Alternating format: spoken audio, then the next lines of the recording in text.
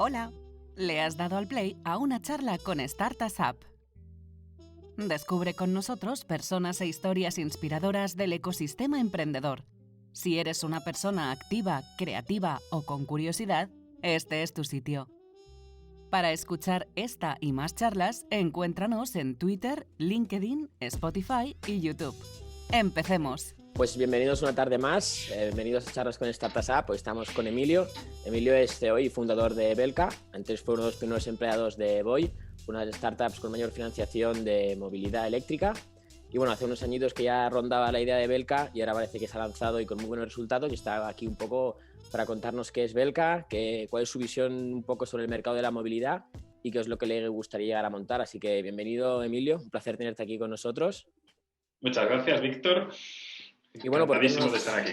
Genial. ¿Por qué nos cuentas un poco quién eres, qué haces, qué es Belka? Vale, muy bien. Bueno, yo tengo 29 años, soy gallego, soy de pueblo, toda mi familia es de pueblos muy pequeñitos. Me costó bastante adaptarme a Madrid y a otras ciudades europeas donde he tenido que vivir por trabajo, porque soy una persona que me gusta mucho la paz, la tranquilidad, los animales, la naturaleza, el silencio. Valoro muchísimo el silencio, el ir paseando por un parque o por un bosque y evadirte de todo. Son cosas que echo de menos del pueblo.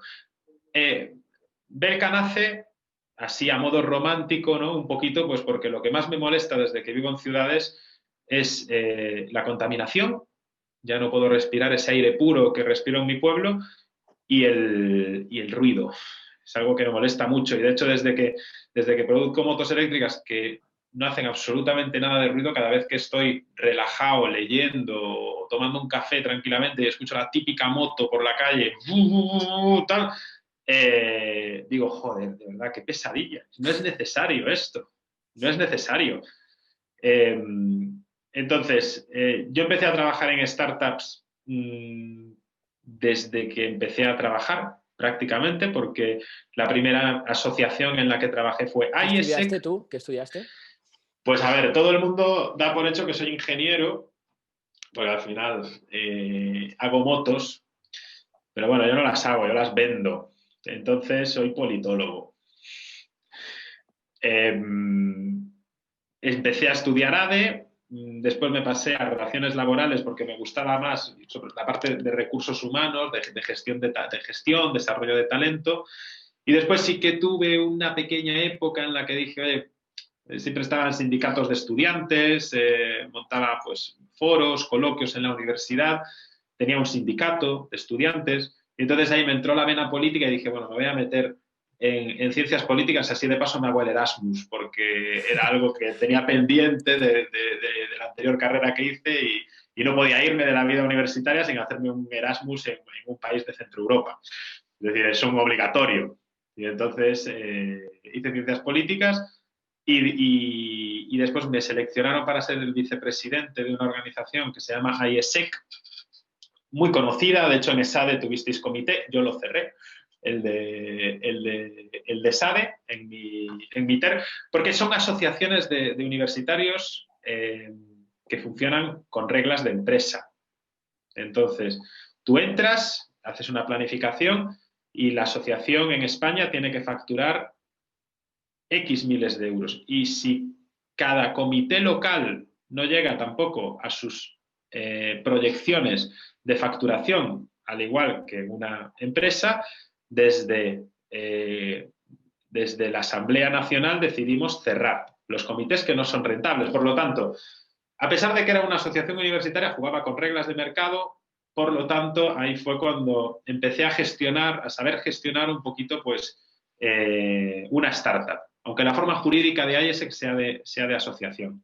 ¿Pero estas asociaciones tienen un presupuesto que es de la universidad? Nada, estas asociaciones, IESEC se financia de forma... Es cierto que durante el TER que estuve yo sí que levanté un poquito de dinero del INJUVE, pero una asignación ridícula. Bueno, es público, por lo tanto creo que eran 18.000 euros, una cosa así. Y el resto de la financiación, es decir, el 90% de la financiación de estas asociaciones es de ventas. Es decir, y tú cuando haces en IESEC pues una planificación anual, tienes que hacer exactamente igual las mismas proyecciones financieras que haces en una startup. Es decir, de la semana 1 a la semana 100, ¿cuántas motos, perdón? ¿Cuántos programas de voluntariado voy a vender en este caso, ¿no? Y funciona con reglas de empresa absolutas. De manera que si un comité, el de SADE, por ejemplo, en Barcelona, no es rentable, porque en vez de estar vendiendo programas de voluntariado, están organizando foros de empleo que no generan pasta, ese comité se va a cerrar, porque no es sostenible. O cenas de team building, ¿no? O cenas de team building o cualquier cosa de esas, ¿no? Es decir, y cada comité tiene que autofinanciarse también. Es una estructura de gobernanza holocrática, donde cada comité es tiene mucha autonomía, pero también tiene que cumplir. Después hay modelos de negocio que se han inspirado mucho en IESEC a la hora de expandirse. Por ejemplo, Impact Hub, donde yo tengo el coworking, tiene un modelo de gobernanza muy holocrático, muy líquido, en el sentido de que tú puedes montar un Impact Hub donde quieras. Vas a tener que hacer un proceso para que vas a tener que presentar un plan de negocio a la estructura internacional, te lo tienen que aprobar, pero tú puedes montarlo. Y ellos te ceden la marca siempre y cuando se cumplan determinados estándares and satisfactions. Si no... Ya. ¿Y cómo es el paso de ese Caboy? Mientras estaba en IESEC, me seleccionaron para irme apliqué para presidente de la República Dominicana. Bueno, yo tenía claro que quería irme a una isla. Entonces me presenté. Yo tenía claro que me quería ir de España y que me quería ir a una isla, a un sitio paradisiaco. Entonces apliqué como presidente de la organización en Malta. Y estaba segurísimo de que me iban a elegir, porque vienes de un comité potente como es el español, con historia. Apliqué a Malta precisamente porque creía que iba a ser fácil salir elegido presidente. Hice todo el proceso y tal. Yo estaba segurísimo al 100% de que iba a salir elegido. Y no salí elegido. Y entonces después apliqué a presidente de la República Dominicana. Una isla también muy paradisiaca, se vive bien. De hecho, me dijeron, oye, Emilio, presidente de la organización. De la organización en ese país, porque IESEC tiene estatus consultivo en las Naciones Unidas y está en 134 países y Vale, es que pensaba que te habías tomado muy en serio lo de ciencias políticas y había aplicado... ¡No! En un momento pensábamos que eras presidente de la República.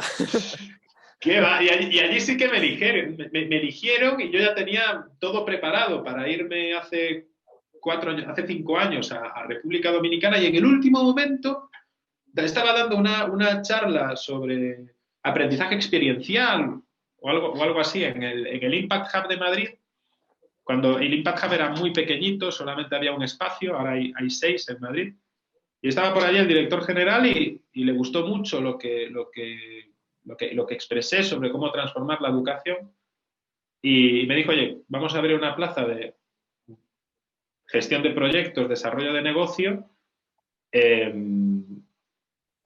apuntarías?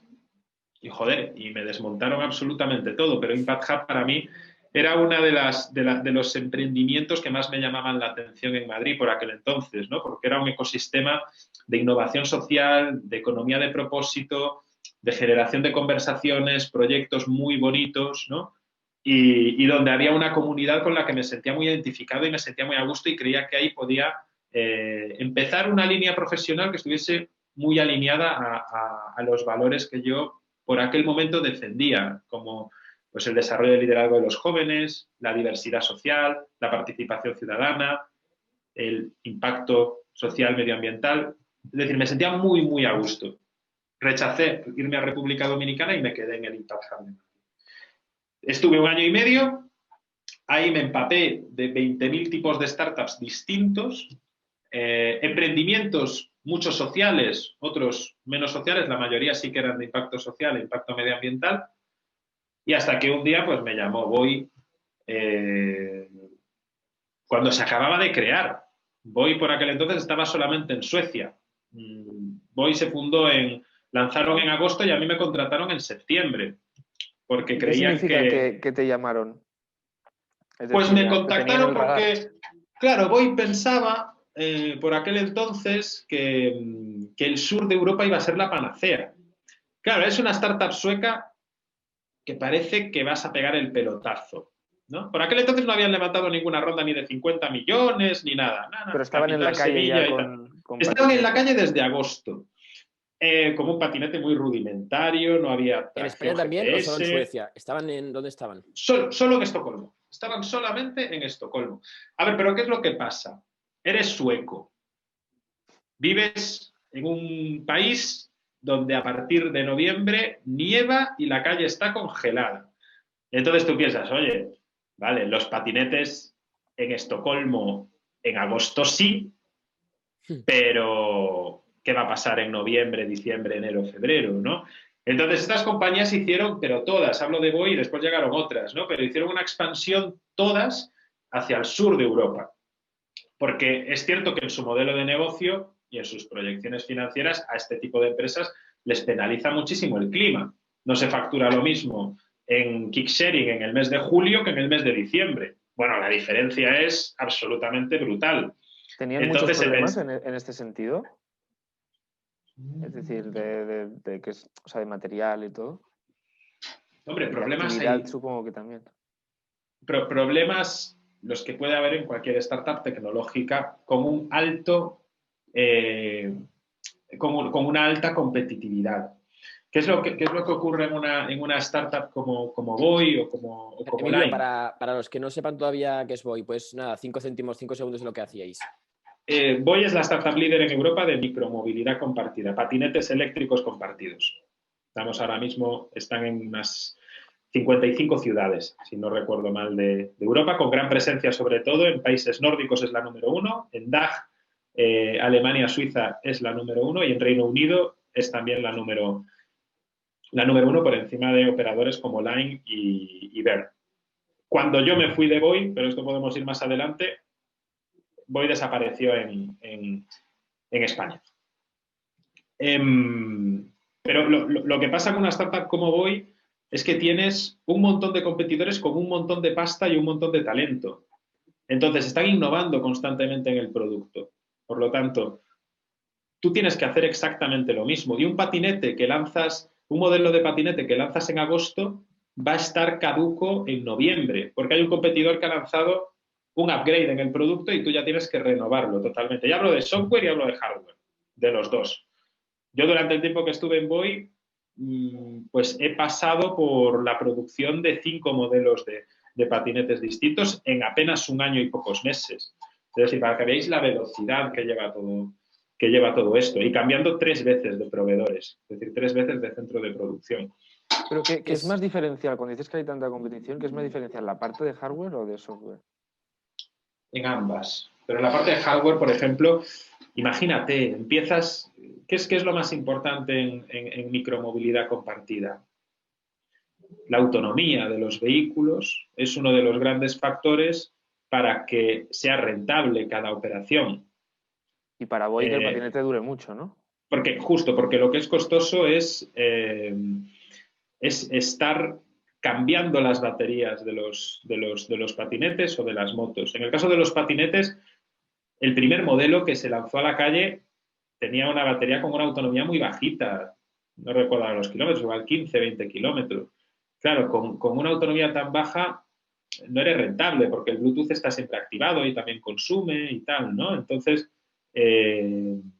tienes que conseguir crear después otra batería, después meterle una batería externa, después optimizar cada una de las baterías, tanto la interna como la externa que lleva el patinete, y después, obviamente, la gran disrupción en el patinete eléctrico, que se creen baterías que sean sweepables, extraíbles.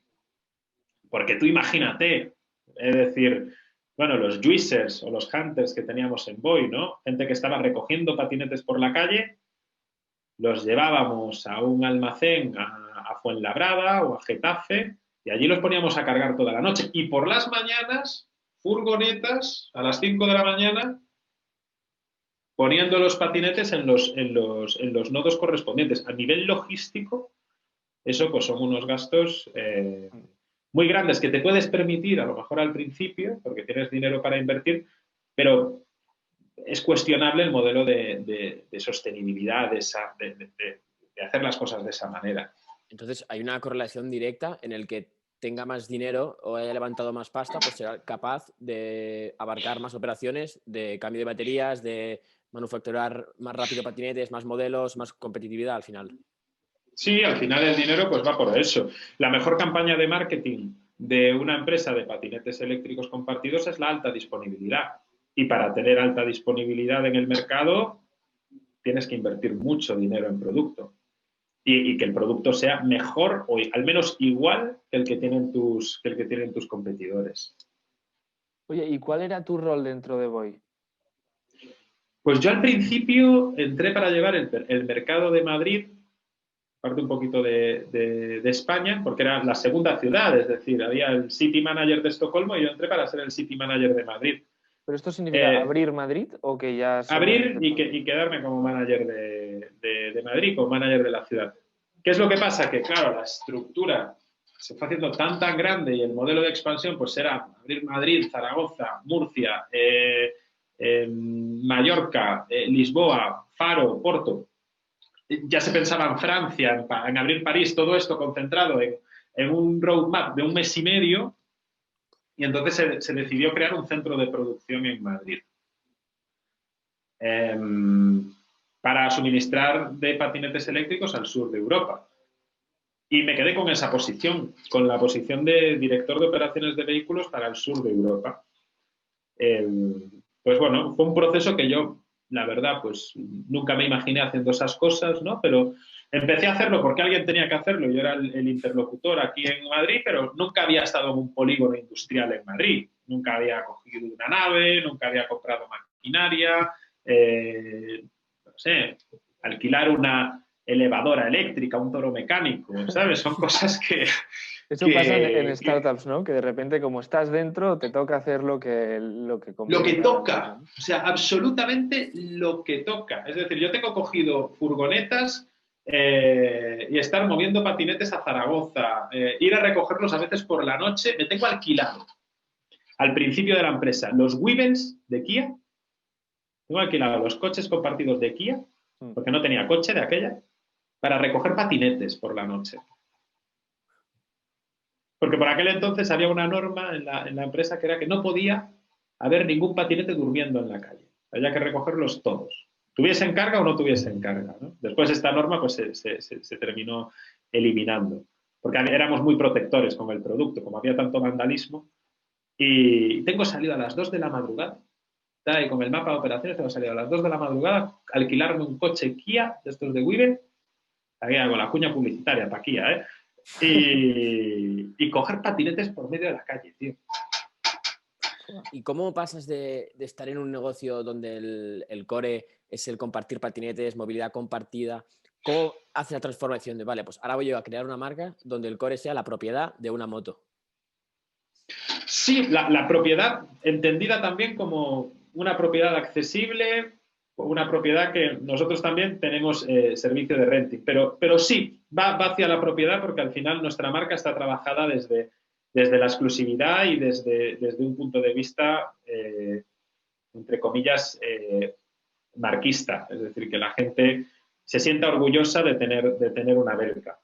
A ver, yo estaba en Alemania tranquilamente, lanzando el mercado alemán el verano pasado, y allí en Alemania sí que veía que había una marca que lo estaba petando para el consumer. Es decir, aquí en España no había ninguna marca de motos eléctricas que lo estuviese petando para el consumer. Sí que había motos eléctricas en motosharing, pero no veía ninguna que estuviese destacando, ¿no? Y en Alemania vi una que lo estaba haciendo muy bien. Y entonces le dije, joder, esto de los patinetes eléctricos, madre mía, llevamos 2 años peleándonos aquí y seguimos en el mismo punto a nivel regulatorio. Es decir, no hay unas reglas claras por parte de la DGT, cada municipio regula lo que le apetece.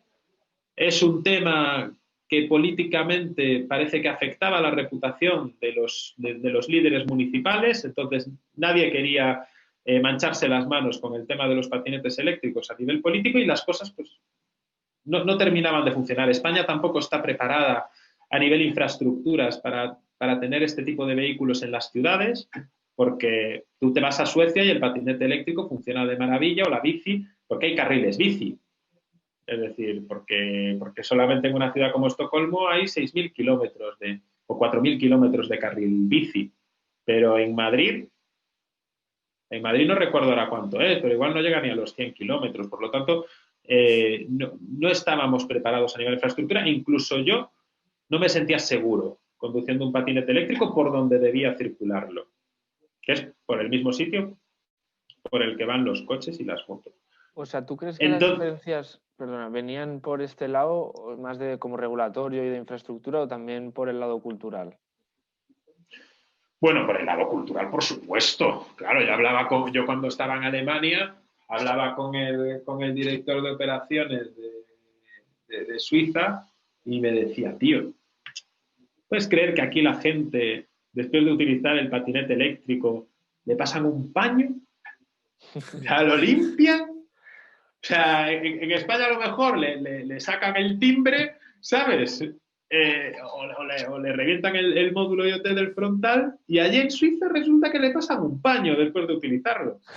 Claro, Aquí quizá lo empezamos a hacer si hay una pandemia mundial o algo así. Yo creo que ni eso.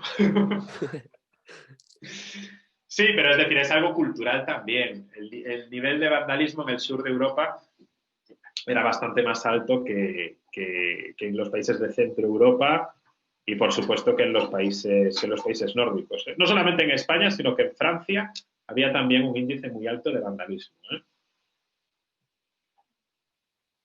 Vale. Y entonces te lanzas a hacer algo, como decíamos, más cerca de la propiedad, ¿no? Pero buscando este componente de marca que es complicado de crear desde un inicio, ¿no? ¿Cómo lo enfocas al empezar, al inicio de todo? ¿Cuál es el hueco que ves, ¿no? Tanto por el lado de la propiedad, que parece que la tendencia es al contrario, como por el target al que te diriges. El hueco es que en Alemania yo veo que hay una marca de motos eléctricas que funciona muy bien para el consumer, y entonces hago una investigación en España de por qué la gente no confía en las motos eléctricas a modo consumer, ¿no? Y entonces hago con la universidad, bueno, esto fue más adelante, ¿no? Pero yo empiezo ya a hacer preguntas a la gente. Oye, ¿una moto eléctrica te molaría? Tal, cero ruidos, cero emisiones, no consume nada, el mantenimiento es súper sencillo, a todo el mundo le gusta. No, pero todos me hacen la misma pregunta: ¿y cómo se carga? Pero esto es que necesitas un garaje especial para cargarlo, y no todo el mundo tiene garaje, tal.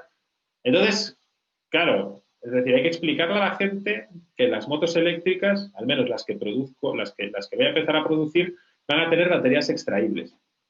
Por lo tanto, las vas a poder cargar como cargas tu teléfono móvil. Exactamente igual, en la oficina, en el baño, en casa, donde te dé la gana.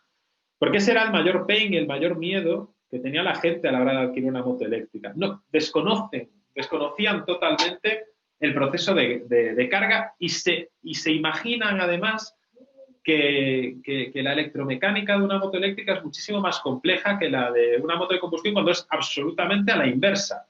Es decir, el funcionamiento de una moto eléctrica es muchísimo más fácil que de una moto de combustión. No hay filtros de aire, no hay filtros de aceite, las reparaciones son más limpias, el consumo, pues ya no digamos, son unos 15 euros al año, y el problema de la batería ya queda solucionado. Extraíble y que se pueda cargar en cualquier enchufe doméstico. Y eso es lo que tenemos que comunicar prácticamente cada día, que la gente vea que es súper fácil tener tu propia moto eléctrica y que ahorras dinero teniendo. ¿Y crees que se va a producir una transición de un modelo más de compartir a más de propiedad o de renting, o pueden convivir los dos modelos? Yo creo que cada uno tiene que enfocarse es decir, nosotros como empresa a día de hoy no tenemos... En el espacio. Sí, en el espacio, sin ninguna duda. Sin ninguna duda. De hecho, muchos de nuestros clientes es gente que viene de motosharing. Llega un punto que si utilizas mucho motosharing, te interesa ya tener tu propia moto eléctrica. Por lo que hablábamos antes, porque el consumo es muy bajito, porque el mantenimiento es prácticamente cero, el seguro de una moto también es muy económico, la puedes financiar por 100 euros al mes, desde 100 euros al mes. Es decir, llega un punto en el que yo también soy un defensor de la movilidad compartida, ¿no? Pero llega un punto en el que te compensa más tener tu propia moto eléctrica.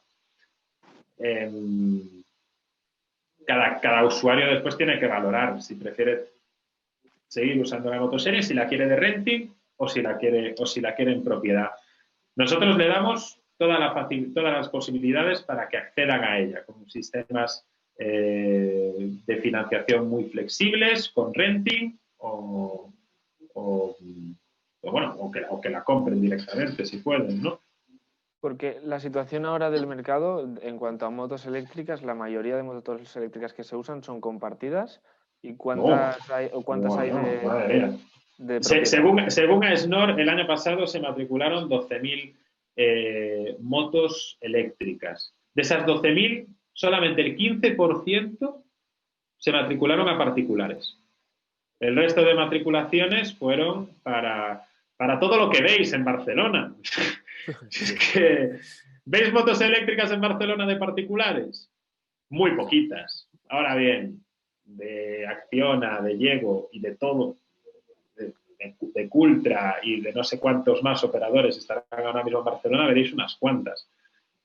El 85% de las matriculaciones son para renting y motosharing. Y en el momento en que tú ves que, vale, aquí hay un hueco, me interesa, voy a meterme en el hueco, ¿qué es lo que haces? ¿Con quién empiezas a hablar para producir una moto eléctrica? ¿Cómo gestionas esta parte de construcción? A ver, todos mis compañeros que han montado una empresa de motos han tardado varios años en desarrollarla. Nosotros tardamos muy poquitos meses. ¿Por qué?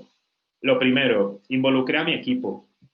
Es decir, me llevé la estructura de Boy, mi estructura de Boy se vino conmigo para Belka. Entonces ya tenía el equipo creado. Eso es un intangible muy valioso y que de hecho después capitalicé en la fase de búsqueda de financiación. No hay que formar un equipo, ya lo tengo formado, pero en vez de producir patinetes eléctricos para motos para kicksharing, voy a producir motos eléctricas para consumer. Son procesos distintos, pero al final hay bastantes similitudes y el esquema de trabajo ya lo tienes en tu mente, ¿no? Y durante 4 meses estuvimos trabajando los fines de semana en el proyecto de Belka, al mismo tiempo que estábamos en Boy, y ya después en febrero fue cuando lanzamos oficialmente la marca. No teníamos ninguna moto aún en España y después pues pasó todo lo que pasó. Porque ¿cómo les convences a ellos en el momento de que tú quieres montar Belka de forma más institucional? ¿Qué les dices, qué les vendes para que se vengan contigo y dejen la estabilidad de Boy? A mi equipo, pues... ¿Es una apuesta de valor en ti? Sí, a mi equipo le digo, oye, mira, apuesto en esto. Mi equipo al final fue las primeras personas a las que le conté la idea, ¿no? Y les dije, oye, mirad, yo quiero montar esto, no soy una persona rica, por lo tanto voy a necesitar mucha gente ayudándome que no cobre. Y entonces, pues, doy la posibilidad de que podáis entrar como socios trabajadores de la empresa, porque al principio las ideas valen 0 euros. Para poder desarrollar esto necesitaba un equipo ya formado. Mejor si era mi equipo, porque ya había una sintonía, ya había una trazabilidad de la forma de trabajar. Y no lo dudaron ni un momento, ¿eh? Es decir, todos fueron al banco, pidieron su crédito y apostaron por esto. Con todas las que sabíamos de que podría salir bien o podría salir mal, ¿no? Pero asumiendo todo su riesgo, porque todos los que montan este proyecto es gente muy humilde, no hay... Vale. Todos hemos tenido, o sea, lo poquito que hemos puesto, casi todos lo hemos tenido que pedir prestado. Y lo que decía antes, Víctor, que venía, o sea, ¿cómo empezáis, no? ¿Qué proveedores atacáis? ¿Parecidos son los que ya teníais en Boy? Es decir, ¿usáis ese Usamos la dinámica, es decir, conocíamos los clústeres industriales que había en Asia de la época en Boy. Entonces yo lo que hago un poquito es ponerme en contacto. Obviamente a mí, pues ya había gente que conocen obviamente Boy, porque es una empresa que adquiere decenas de miles de vehículos en estos clústeres industriales y es conocida por tanto. Entonces, yo les pido hacer un piloto con unas poquitas motos. A lo mejor, si en vez de ser yo fuese otra persona, pues no les dejarían hacer ese piloto con tan poquitas unidades que pedimos, ¿no? Pero a nosotros nos lo permitieron y arrancamos pues de una forma muy tímida. De hecho, nosotros teníamos aquí una moto de pruebas, un sample, que utilizábamos para sacar fotos, tal. Le cambiábamos el color por Photoshop para que hubiese una sensación de que teníamos más motos de las que teníamos, pero realmente durante mucho tiempo solamente teníamos una moto que íbamos moviendo de un sitio a otro, le cambiábamos el color y tal, y todo muy lean, tío. Si no tienes pasta, tienes que hacer, con €1, tienes que hacer que valga 10. Es decir, nosotros lo que hacíamos es que cada euro valía 10. Así lo digo, ¿eh? No estoy exagerando, cada euro lo multiplicábamos por 10. Y tanto en el primer lote de motos como en lo que tienes en mente, ¿quién es el comprador perfecto para ti de Belka? A ver, nosotros planteamos una estrategia de marketing con unos clientes que van entre los 18 y los 40 años. Una persona urbanita, una persona que sea usuario de la movilidad compartida, especialmente de motosharing. Pero es cierto que después te encuentras de todo. Y de hecho se desmontaron todas las hipótesis que hicimos. Porque los primeros compradores, ¿sabéis quiénes fueron? Jubilados. Jubilados. Recién jubilados, personas recién jubiladas que nuestro diseño está muy inspirado en los años 60 y son unos románticos y joder, esto es muy parecida a la Vespa y tal. Y nuestros primeros clientes fueron gente jubilada, recién jubilada. De esto ya veréis cómo voy a fardar cuando vaya a la peluquería con mis amigas. O cuando vaya al bar con mis amigos. La gente jubilada y tal, que no te lo imaginabas. Haces un value persona y dices, ¿qué te va a caer? Y si te dicen, mira, durante tus early adopters van a ser jubilados, no te lo crees. Yeah. Pero al final es lo que ocurrió. ¿Pero cómo os conocieron estos? Es decir, ¿lo habíais hecho alguna campaña o se encontraron? Sí, campañas por Facebook o nietos, hijos que dicen, oye, papá, mira qué guay está esta moto, tal. ¿Y la idea es esta, seguir con los jubilados o queréis...? No, nosotros nunca hemos orientado el marketing a los jubilados. Los tenemos pues porque les gustamos mucho. Es decir, lo que ocurre es que, por ejemplo, en nuestro Instagram sí que tenemos un 70% de mujeres. Que es muy curioso, porque en vehículos, si tú te vas a un análisis de audiencia en Instagram de marcas de vehículos, seguramente el 70-80% sean hombres. ¿Qué es lo que pasa? Que trabajamos con Instagramers como Mary Turiel o Teresa Andrés Gonzalo, que tienen mayormente público femenino, y entonces a las chicas les ha parecido una cucada de moto nuestra Bora. De hecho, somos la única marca, o sea, el único modelo de motos en toda la historia, desde que existen registros, que se vende a más mujeres que a hombres es nuestra Bora. O sea, nuestra Bora tiene un 70% de compradores mujeres, cuando en España solamente el 10% de los compradores son mujeres en el sector motos. ¿Por qué le gusta a las chicas? Pues porque es una moto súper ligera, súper liviana, súper ágil. Habitualmente nuestro comprador de Bora es la primera vez que se sube en una moto. Bora es un modelo de Belka, ¿no? Justo, Bora es el modelo de moto más ligerito que tenemos, que es ciclomotor. Alcanza los 50 kilómetros por hora y es una moto que para andar por ciudad es súper ágil, súper cómoda, la puedes aparcar en cualquier sitio. Además, como sabéis, al menos en Madrid, supongo que en Barcelona igual, no tienes restricción de ningún tipo, tienes tu sello eco y puedes aparcarla durante el tiempo que quieras, donde quieras. ¿Y el tema de producción, cómo lo planteáis? Porque, claro, imagino que vosotros tenéis que mandar a producir ciertas unidades a ciertos meses vista. ¿Cómo planificáis esto? ¿Cómo habéis decidido cuántas unidades son necesarias para mandar a producción ahora?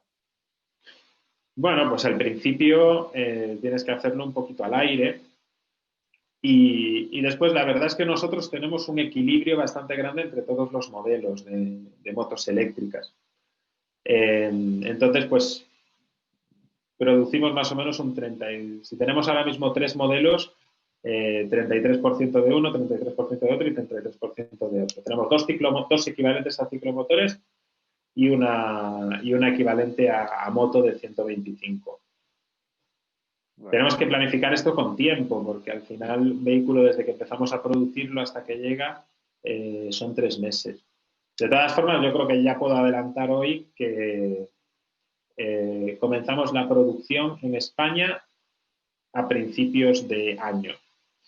De hecho, lo más seguro es que en febrero, dentro de 2 mesecitos y medio, comencemos la producción de nuestro nuevo modelo Tramontana S en España. Y nuestro objetivo, de hecho, es trasladar el 100% de nuestra producción a España durante el año 2021.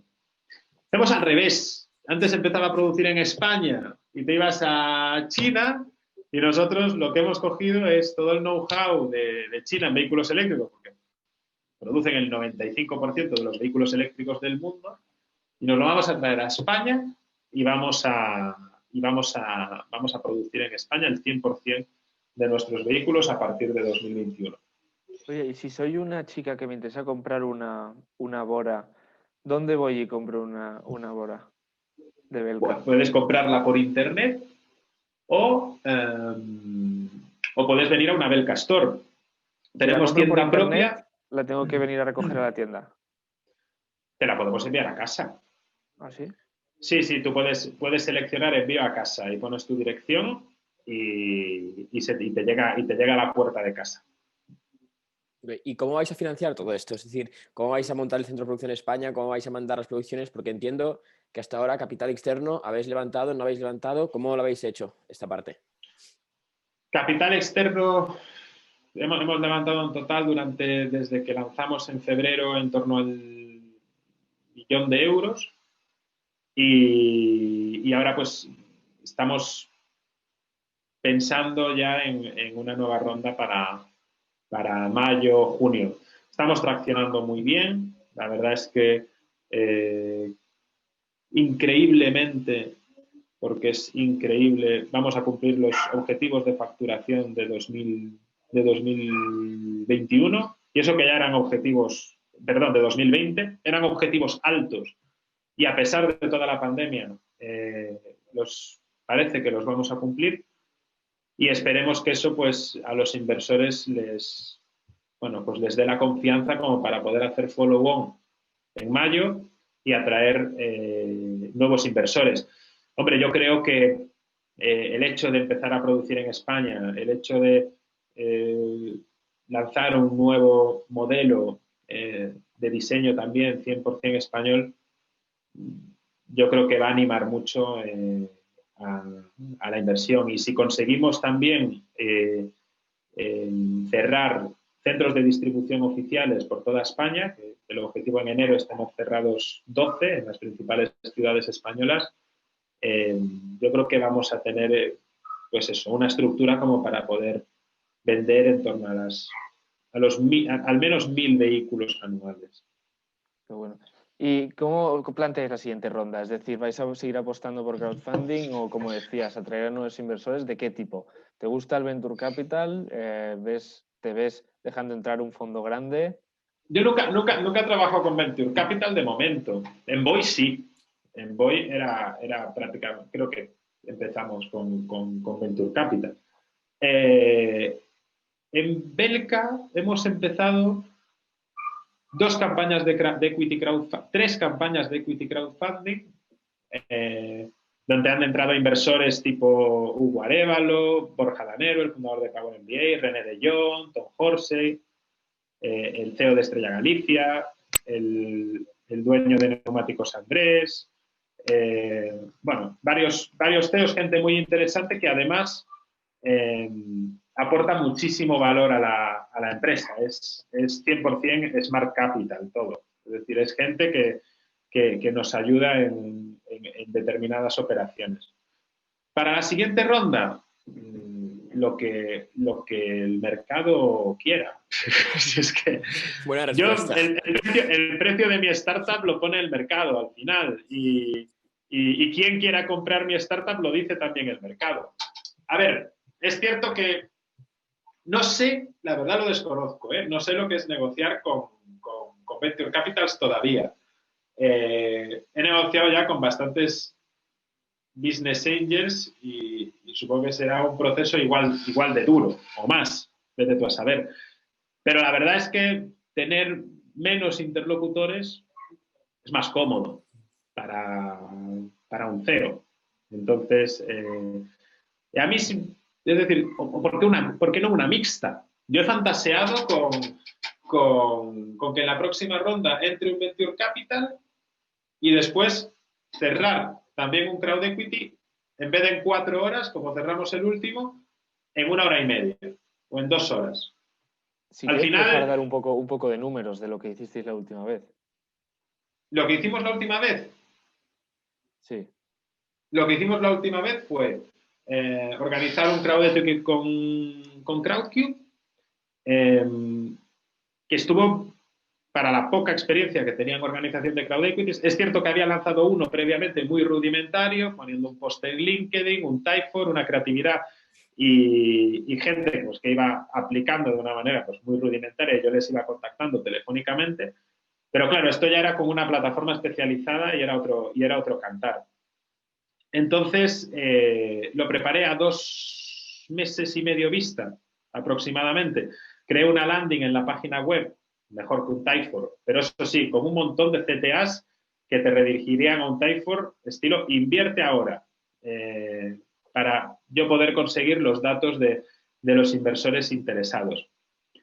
Entonces, por ahí entraron 579 peticiones de inversión. Que de ahí se va a caer muchísima gente. Sí, pero ya tengo 579 interesados.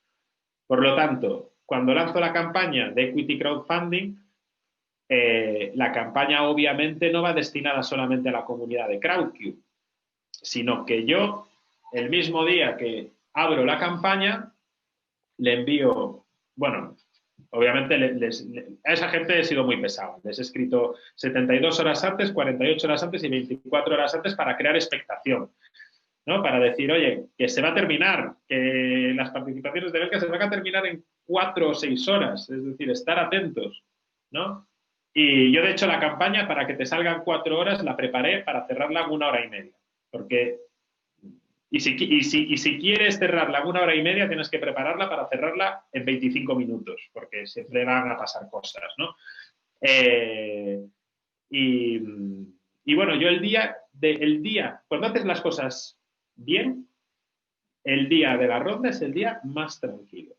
O sea, el día que yo lancé con Crowdcube, yo sabía que lo peor que podía pasar era cerrar la ronda en 8 horas o en 10 horas, porque está ya todo trabajado para que la puedas cerrar en 4 horas, pero hay muchísimo trabajo previo, obviamente. Porque claro, si la ronda se lanza a las 10 de la mañana, yo ya le estoy enviando un mail a 579 personas a las 9:55, para que cuando se abra ya entren e inviertan. ¿Y estos entran en en el nombre de Crowdcube o en el cap table tienes a 500 inversores? No, hombre, esos entran en el nombre de Crowdcube. Después tengo otros lead investors que entran mediante Tership. Vale. El caso, por ejemplo, de Tom Horsey o René de Jong. Claro. O Guarévalo. Y ahora mismo en Belka, ¿cuántos sois y cuál es tu principal función ahora en Belka? ¿Cuál es mi principal función? Pues yo soy CEO. A tiempo completo estoy buscando inversión, pero en este quarter, es decir, siempre, no sé si es que me pongo objetivos muy bajos, pero siempre los he superado con bastante diferencia de los objetivos que me planteo. Es decir, si yo realmente esta ronda de 750.000 euros la tenía planeada en 350.000 y fue subiendo. Y de hecho le tuve que decir a Lead Investors que pusiesen menos dinero, porque llegaba un momento en el que ya no tenía sentido ir con Crowdcube a ninguna parte, porque Le tuve que decir a gente que iba a poner un ticket de 75.000 euros que bajase a 40.000 o a 30.000. Y durante este quarter me puse un OKR de ventas directas mías. Y entonces, yo durante este quarter, a día de hoy, pues he vendido unos 160 vehículos.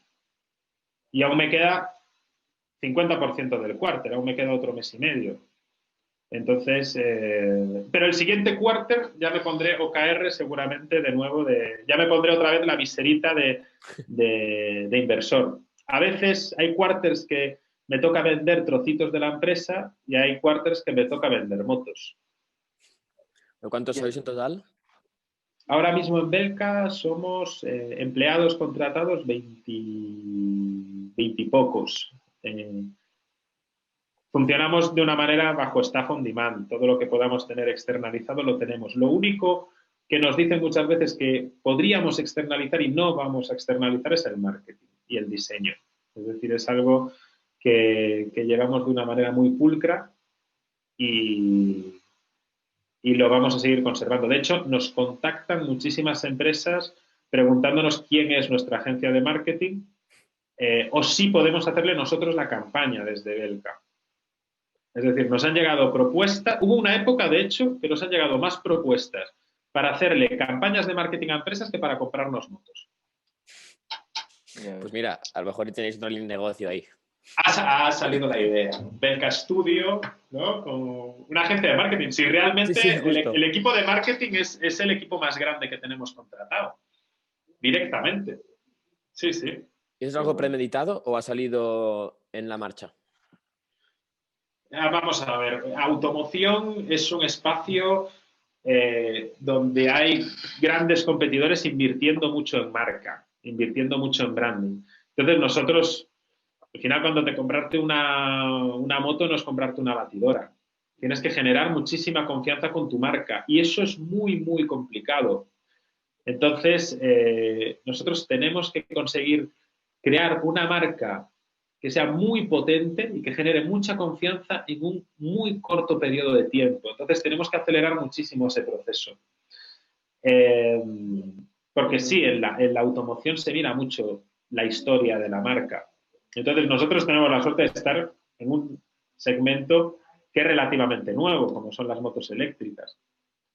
Si hiciésemos motos de combustión, no tendríamos espacio, porque, es decir, no podemos construir marca al lado de Vespa o al lado de Yamaha. Es decir, sería imposible. Pero en el nicho de las motos eléctricas sí que había espacio para construir marca. Y tenemos que construirla muy, muy rápido. Por eso la gran parte de nuestra inversión se va en la creación de esa marca. O sea, vuestra apuesta, porque en general, ¿cómo ves tú el vehículo eléctrico? Es verdad que estás entrando aquí, o sea, que ves claramente que es una oportunidad, pero ¿cuándo va a establecerse? Es decir, ¿es más una apuesta a medio plazo o viendo más a largo plazo crees que es donde realmente va a tener sentido y a haberse establecido como marca? Yo creo que, si no fuese por la pandemia, yo creo que este año iba a haber un tirón muy fuerte. Y de hecho, las matriculaciones de motos eléctricas están creciendo a un ritmo anual de en torno al 65-70% durante los últimos 4 años. Este año íbamos a crecer a un ritmo del 200%. Este año no vamos a crecer a un ritmo del 200% finalmente, aunque ha habido meses post pandemia, por ejemplo, julio y agosto hubo un crecimiento relativo en comparación a los meses del año anterior del 200% motos eléctricas, pero claro, ha habido meses que estaba cerrada la DGT, no se podía matricular. Entonces, finalmente, seguramente este año se acabe cerrando con otro crecimiento interanual del 60%. Pero yo creo que el próximo año ya vamos a experimentar un crecimiento disruptivo en el sector de moto eléctrica hacia el consumer. Yo creo que nos podemos ir hacia un 200% de crecimiento de las matriculaciones de motos para consumidor final. ¿Y veis la pandemia como una oportunidad para que la gente se vaya un poco más al ownership de los que vienen del sharing? Bueno, en China sucedió eso. Nosotros, yo leí muchos análisis lo que estaba sucediendo en China en época de pospandemia, antes de que a nosotros nos levantasen el confinamiento. La intención de compra de los chinos en cuanto a tener su propio vehículo había crecido un 60%, de aquellos que no tenían vehículo. Es decir, sí que hubo un aumento de la intención de compra. Después, el regulador está incentivando mucho que la gente utilice medios de transporte cero emisiones, y para el usuario es mucho más cómodo, lo incentiva pues dándole facilidades al usuario para poder aparcar, para poder acceder al centro de las ciudades, para ahorrarse dinero en los impuestos de circulación, etcétera, etcétera. Después hacen cosas que a mí no me gustan, como por ejemplo el plan MOVES, esos 700 euros que te dan por moto, realmente no está incentivando el consumo. Es decir, es algo que queda muy bonito de cara a una rueda de prensa política, pero el plan MOVES, esos 700 euros que dan por moto, está desincentivando muchísimo el consumo, porque esas ayudas no llegan a los clientes. Es decir, llegan solamente a una parte muy pequeña, pero la gente tiene en su cabeza que las motos tienen que tener ese descuento de 700 euros. ¿Sabes? Cuando son presupuestos que se acaban a los 2 días. Es decir, a los 2 días de lanzar el plan MOVES, ya no hay plan MOVES. Pero la gente en su cabeza tiene que la moto de 3.900 euros debe de costar 3.200 euros por el plan MOVES. Entonces, eso hace que esperen a la siguiente convocatoria, que tampoco seguramente les vaya a tocar, ¿no? Y entonces es uno de los tantos ejemplos donde a veces los políticos hacen cosas pensando que están incentivando el consumo de algo y lo que hacen es desincentivarlo. ¿Y cómo lo harías tú para incentivarlo? Es decir, ¿cómo se acelera esta transición? Muy fácil, quitando el IVA, por ejemplo, con un IVA reducido. Que eso sí que va a ser para todos igual. Es decir, pero el plan MOVES al final yo no sé ni quién se lo lleva. Pero yo sé que a un cliente le intento conseguir un plan MOVES a los 2 días del lanzamiento de la publicación del presupuesto y no se lo van a conceder. Van a decir que los fondos ya se han terminado. Pues habrá alguna empresa con 2.000 motos en espera que se los van a dar. O algo así por el estilo. Pero esto lo he hablado con muchos fabricantes y todos tienen el mismo problema. El plan MOVES desincentiva el consumo de motos. ¿Quieres incentivar el consumo? Haz un IVA reducido del 15%, del 12%, para todos igual. Y sin que la gente tenga que estar esperando a cuándo se lanza el plan MOVES. Ay, que no lo he pillado este año, pues voy a esperar otro año para comprarme la moto eléctrica, ¿no? Es decir, la ejecución es nefasta. Y yo no entiendo cómo en el aparato político aún se siguen tomando este tipo de decisiones cuando hay decisiones que son muchísimo más fáciles y que sí van a incentivar de verdad la compra de un vehículo eléctrico, como puede ser la reducción del IVA. Para todos. Es muy curioso este punto, porque ayer leía que en China van a bajar las regulaciones favorables para el consumidor que compra vehículos eléctricos y les van a trasladar a los fabricantes de vehículos normales para que sean ellos los que incentiven la transformación del sector produciendo vehículos eléctricos y no al revés, que el consumidor tenga más beneficios para comprarse el coche eléctrico. ¿Cómo ves esto? Trasladar el impuesto a los fabricantes de vehículos de combustión. Las reducciones, en vez de quitársela al consumidor, se las quitan a los fabricantes para que estos fabriquen más coches eléctricos y solo los consumidores tengan opción de comprar estos coches eléctricos. Bueno, si a mí me bajas... Claro, pero ¿cómo a mí me bajan el IVA sobre algo que produzco? No, a ti te subvencionan un poco la producción de vehículos eléctricos para que puedas producir más y vender más. Yo en las subvenciones tampoco creo, la verdad. Porque también genera desventajas competitivas. Es decir, yo no voy a solicitar subvenciones, pero me molesta que se las puedan dar a un competidor, porque al final existe un trato de favor. Y donde hay un favor, existe la responsabilidad moral de devolverlo. Es decir, entonces yo no quiero que me hagan ningún favor, no quiero que me den 1 millón de euros para iniciar la producción en Coslada. No lo quiero. Es decir, quiero proporcionarle valor suficiente al cliente para poder ser autosostenible o buscar financiación privada que me ayude a acelerar un poquito pues, los procesos de producción y de expansión. Pero yo sí que creo que una medida muy fácil para incentivar el consumo es simplemente reducir el IVA o crear un IVA reducido. En Canarias lo tienen, ¿eh? ¿Sí? Pues en queda Canarias, enviado el mensaje, si no queda recuerdo enviado. mal, en Canarias no se paga IVA por los vehículos eléctricos. Que hay cosas que se hacen a nivel municipal. Por ejemplo, el impuesto de circulación está bonificado en prácticamente todas las ciudades de España. En Madrid, si no recuerdo mal, está bonificado un 75%, o sea que prácticamente no pagan impuesto de circulación los vehículos eléctricos. Y los peajes, ¿no? También tienen cierto descuento. Puede Aquí ser. los parkings. O sea, sí, Sí, hay los parkings algunas cosas también. que se hacen. Pero bueno, queda enviado el mensaje para la gente que quiera hacer algo. Creo que queda claro. Oye, yendo un poco más a lo personal, si no existiese ahora mismo Belka, ¿dónde te gustaría estar y qué estarías haciendo? Pues me gustaría estar en algo relacionado con la transformación de la educación. Me gustaría poder enseñar o poder participar en un cambio de paradigma educativo. Es decir, donde el protocolo no fuese que el alumno repita fielmente lo que dice el profesor, sino que el alumno pueda descubrir por sí mismo lo que realmente le apasiona o le importa, ¿no? Pues ¿A un qué cambio edad o a qué estructural, ¿no? nivel? ¿Perdona? ¿A qué edad o nivel te refieres, por ejemplo? Yo creo que a un nivel de entre los 16 o 20 años. Más o menos un poquito lo que hacía en mi primera etapa profesional en IESEC, al final en una etapa universitaria o preuniversitaria, ¿no?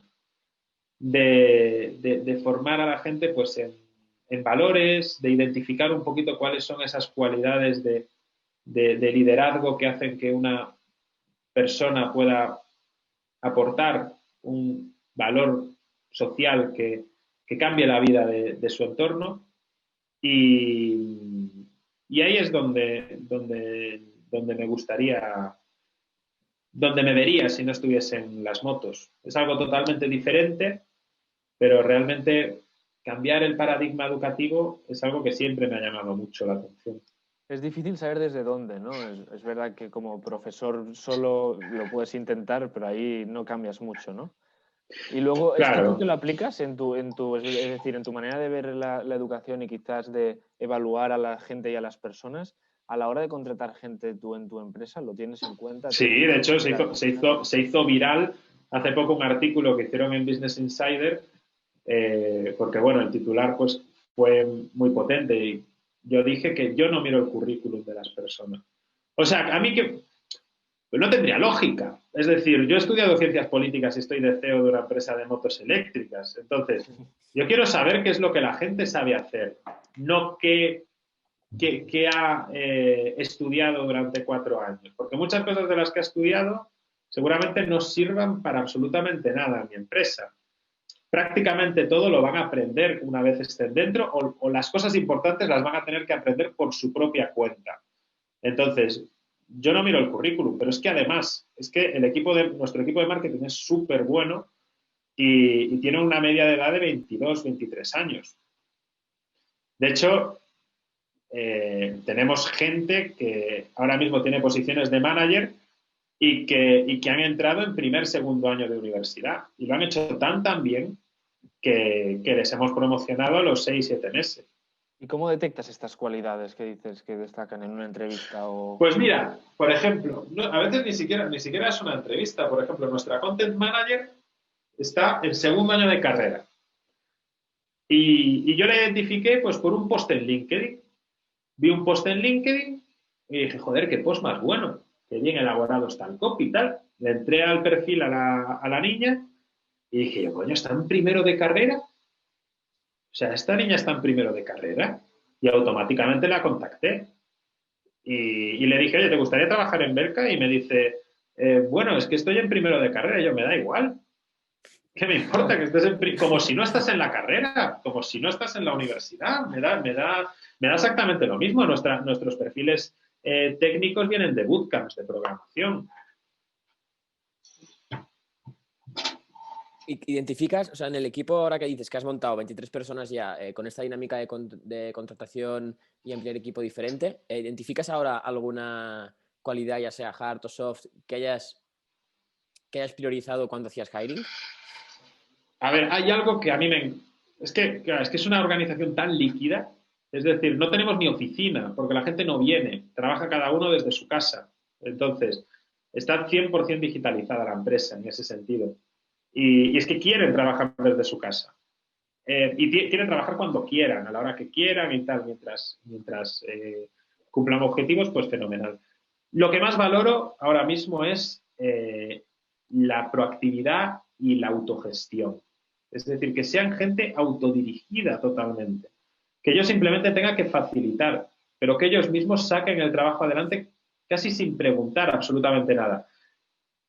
No puede ser de otra forma en una startup, porque es que hay muchas cosas que no están creadas, por lo tanto es el content manager quien va a tener que crear la estructura de content manager. Y si me pregunta a mí o a la directora de marketing, pues tendría más sentido que le preguntase, ¿no? Pero si a mí me dicen oye, créame la estrategia de content, ¿cómo hago la estrategia de content de content para B2C? Pues yo diría, pues no tengo ni idea. No sabría ni por dónde empezar. Es decir, así que ya puedes empezar tú sola. Porque, porque es lo que toca. Esto es una startup y claro, por eso en las startups, y me pasó también en Boy, ves managers o hits con 23, 24 años. Me pasó en Boy. Es decir, en Boy hubo gente que entró en prácticas en el lanzamiento de la empresa con 23, 24 años, eran managers o eran hits of sales, operations, lo que sea, ¿no? Y ahora mismo, ¿qué es lo que te quita el sueño como CEO de Belka? Uf. Busco cosas que me den sueño. Que me lo quiten, tengo tantas. Pues te preocupa todo. Te preocupa desde la gestión del equipo, te preocupan los volúmenes de facturación, te preocupa una pandemia global, te preocupa una recaída de todo esto. Tienes miedo en algún momento pues a quedarte con una caja bajita y no poder conseguir inversión para poder seguir acelerando procesos. Hay 20.000 tipos de preocupaciones que surgen diariamente. Te preocupa que pueda salir de repente un lote de producción mal o que cambie alguna regulación o que haya que proceder de repente hacer un nuevo proceso homologativo para cierta cosa. Preocupaciones hay en este sector, hay muchísimas, porque es un sector muy cambiante, además, está en constante cambio. Entonces, realmente el nivel de estrés es grande. No lo voy a negar, es decir, no voy a engañar a nadie, es alto.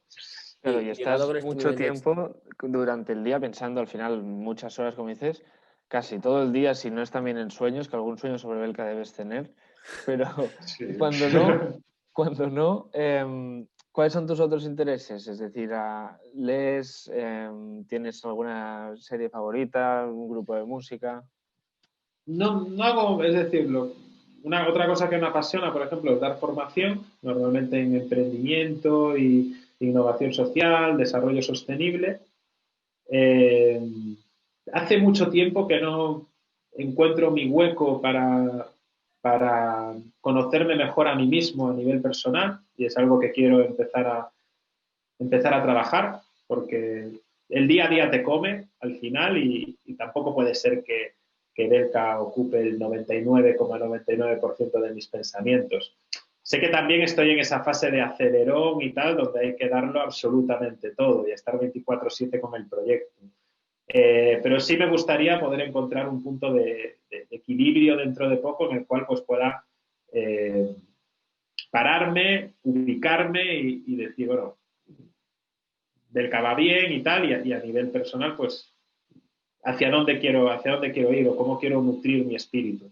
Me gusta desconectar muchas veces, irme una semana a un co-living, a Mallorca, por ejemplo, irme con mi familia a Galicia, irme a sitios muy tranquilos e intentar desconectar, aunque últimamente me cuesta por eso, pues porque hay muchas preocupaciones.